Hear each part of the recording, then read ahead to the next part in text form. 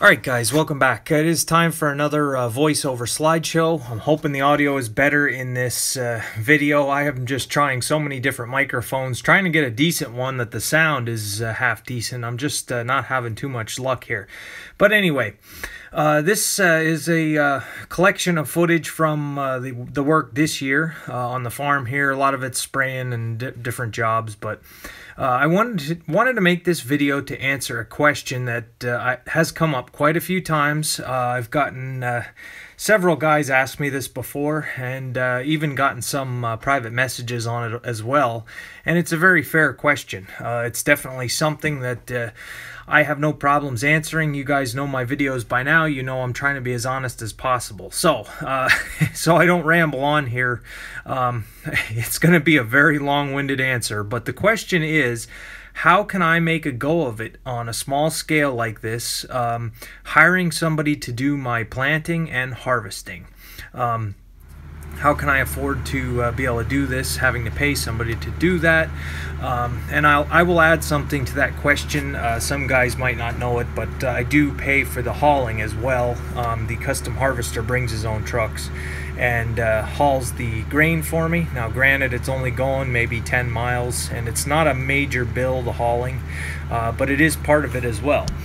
So I want to get into this and try to answer this as best I can to help anybody out. If you're somebody that has started out or just trying to farm or even to save money, me hiring somebody to plant my crops and harvest my crops actually has saved me money.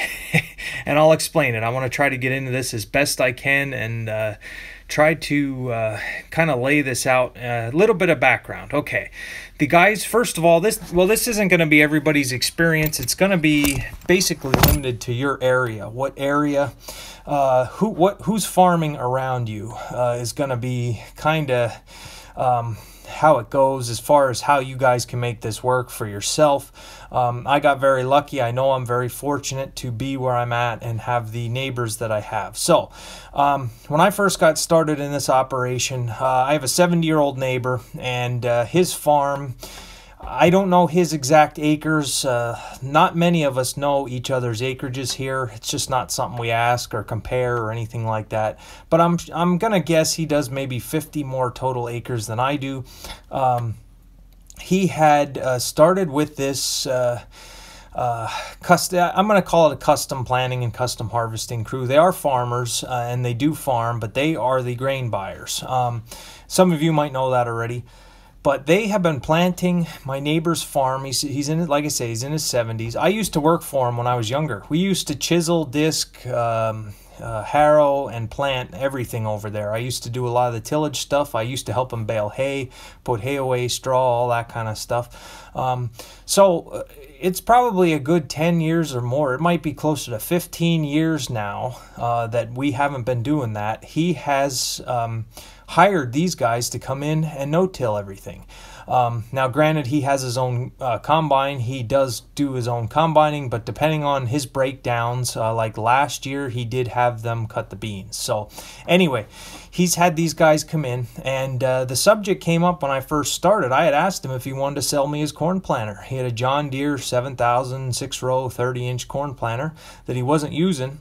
And I had asked him if he'd want to sell it because I had every intention as starting out to be a tillage farmer and doing everything conventional. I don't think his planter was a no-till planter. I don't know if it had the no-till discs on it or not. But anyway, he had told me, and it was great advice, and I have to thank him for this.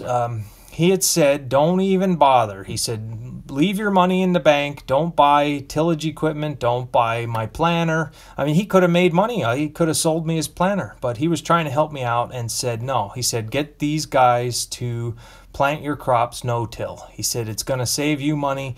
It's going to save you time and a whole bunch of headache and not having to pick rocks and not having erosion. He was a believer in it. So I was so nervous the first year because I was a guy that would go out with the chisel plow and the plow and just rip everything up, and it just didn't feel like you were farming unless you were making dust, and I miss it. Granted, I miss it. But Look at the equipment that I didn't have to buy by having these guys do my planting for me. I didn't need to buy a chisel plow. I didn't need to buy a disc. I didn't need to buy a grain drill or a corn planter. Granted, I did buy that Vibra-Shank, but that was cheap. I mean, that was scrap price that I had to pay for that. So all that equipment, and then in the long term, that's equipment I don't have to store here or find a place for. It's not anything I have to maintain. I don't have to buy discs for the planter. I don't have to buy tires or fertilizer tubes or chisel teeth or display. I mean, I could go on and on with the amount of money you can spend keeping all that stuff up. It's basically a flat rate per acre that they charge, and they do take care of me. So that's how I got started into this with these guys. Now, they are from another valley. I'm going to talk about the guys that do this. They're from another valley, and their valley, it is a very, very fertile area, and it is highly competitive. There are a lot of dairy farms. There's a lot of broiler houses, there's a lot of steers, there's a lot of animals, and most of the grain in that valley that is grown goes to feed people's animals in the operation. I don't think there's a lot of row crop farmers where they're at. They certainly aren't. A lot of their stuff goes to feed their animals. So with not having these, not having row crop farmers to help them out, they have more cattle than they can grow corn for. Now, granted, they are doing close to, I don't know 100% if it's 1,000 acres of corn. Somebody had told me that. And when he came to do my planting, he had almost 700 acres on that brand new planter on the monitor. And he said he wasn't done. So I can guess he probably has 1,000 acres of corn. They chop a lot of it. They fill how many silos, bags, trenches, whatever you want to call it, to feed their animals, but they cannot produce enough grain to feed the size of the operation that they have going right now. So with that problem that they have, if they want to be as diverse and as big as they are, and they're great guys, I'm not going to condemn them. Like I say, they are kind of a mega farm, but it's a family. Great guys. So they have to go to other areas to find grain to support their operation. So what do? They come on this side of the mountain where there are very few animals and a lot of row crop farmers. My area, there used to be dairy. It's the same story as everywhere. There used to be dairy farms everywhere, and it's not the case anymore. There's very few animals around. That's why there's very few people that have manure. That's why I had to have that chicken manure trucked in from elsewhere. But anyway, so they need the grain. Long story short, they need the grain. So they kind of go out of their way to help me and my neighbor. So they're coming out to do my neighbor's farm, and it is worth their while because he is a much larger farm than me. Like I say, he probably has 50 more acres than I do. So between my neighbor and myself, we can help out their operation by growing them extra feed so they can stay as big as they are. They have to come to my neighbor's farm to plant anyway, and they have to drive right past my farm to get to his farm. So you see, it's the efficiency. You can't get any better. We plant the same variety. We basically do it the same way, and it helps them out. So now combining, yes. If I had to decide whether I would buy a combine or a planter, I would probably buy a combine, even though it's a little bit more expensive for the upkeep, but it's going to be the efficiency. I have to wait till almost Thanksgiving until they can come out and harvest my crops, which is fine. It worked out last year, but if we get a foot of snow in November, which is possible, my soybeans are going to be, you won't be able to harvest them. I think for efficiency's sake, field loss, that kind of stuff, I think it would pay for me to have a combine quicker than having them, quicker than a corn planter.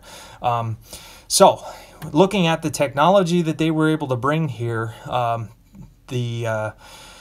granted this year we had trouble, but last year's stand was amazing with the air down pressure for the no-till, the monitor, the population variable rate, the automatic row shutoffs, just the amount of technology.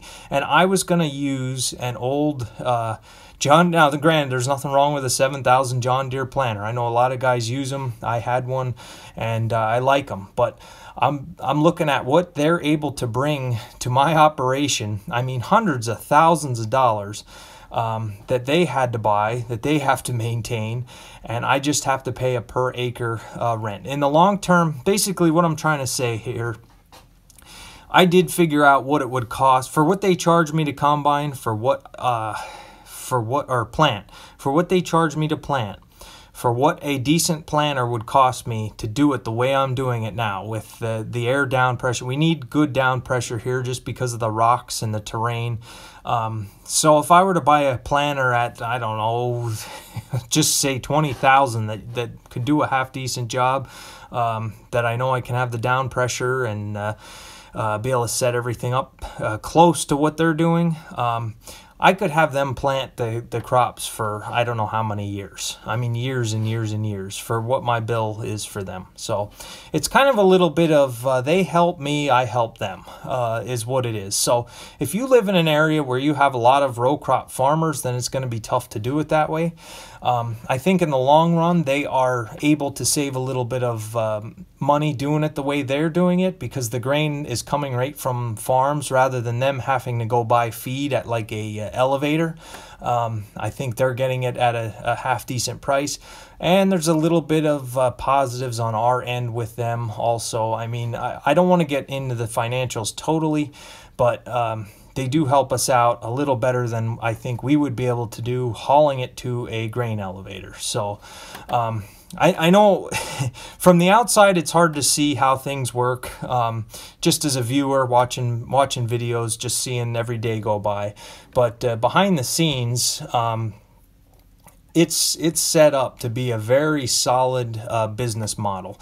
As far as what I have to own, what I have to maintain, looking at things in the long term.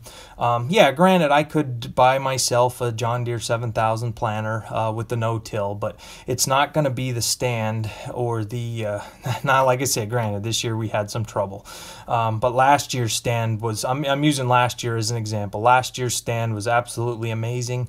The guy that farmed this place before me said the best he could do was 90 bushel to the acre with corn.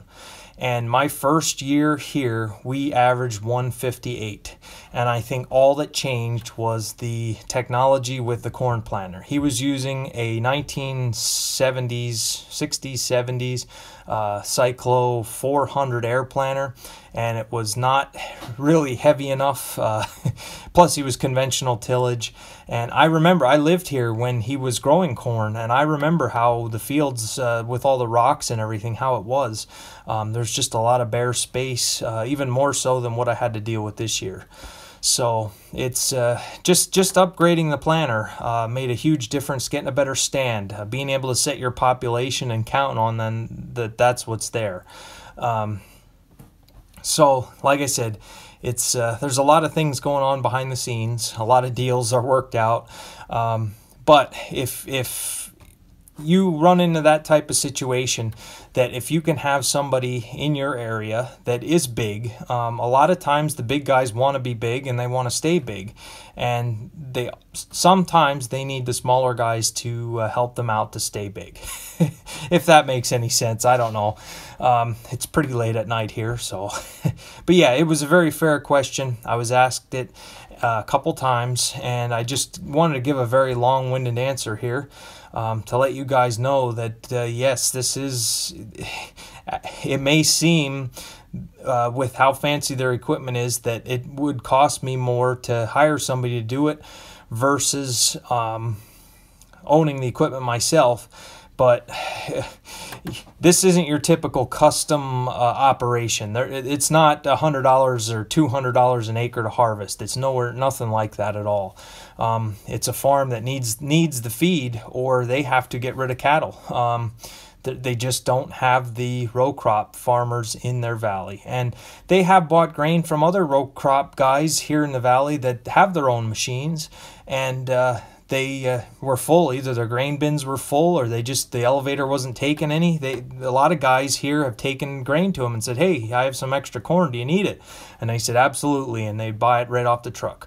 So it's great. Everything's legitimate there. They have scales. They have a scale house. They can weigh every truck. They do a moisture test. I don't get docked for foreign material that I'm aware of, like some grain elevators will do. And it's their combine too, so if there's foreign matter in, it's kind of on them. But anyway, guys, I see we're coming to the end of this video. I appreciate it. Thank you guys for watching. I hope this helped. If anybody has any more questions about how I'm doing things here, or how I'm making a go of things on a small scale, feel free to ask a question, and it might even make a video topic. So thanks for watching.